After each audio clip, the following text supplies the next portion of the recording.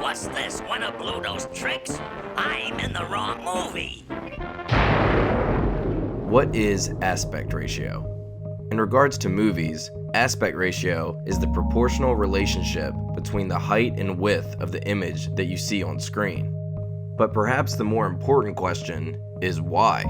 Why do some films look like this, while others look like this? Today, most films are presented in either 185:1 or 235:1. These widescreen formats became popular in the 50s. Before then, most films were shot in 137:1, also known as the Academy ratio.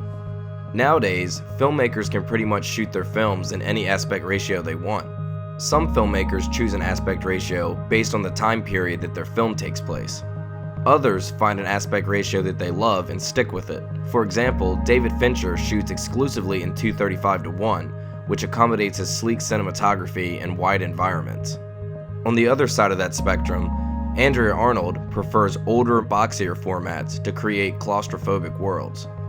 The aspect ratio tells you more about a film than you may think. A Ghost Story, for example, is shot in a cramped 133:1.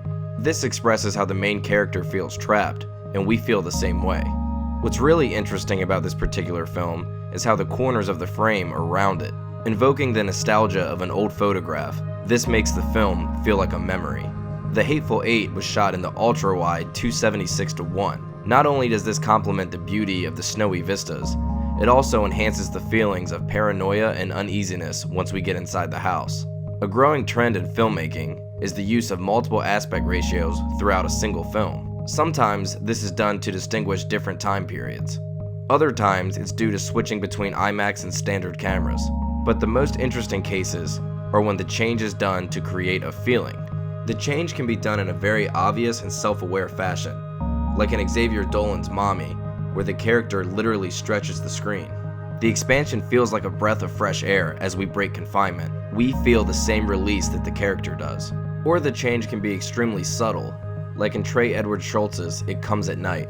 The film is shot in 235:1, with 275:1 reserved for nightmare sequences. As the film reaches its dreadful conclusion, the screen slowly and painfully closes in on itself until we reach 3:1, which equates to watching the film through a tiny slit.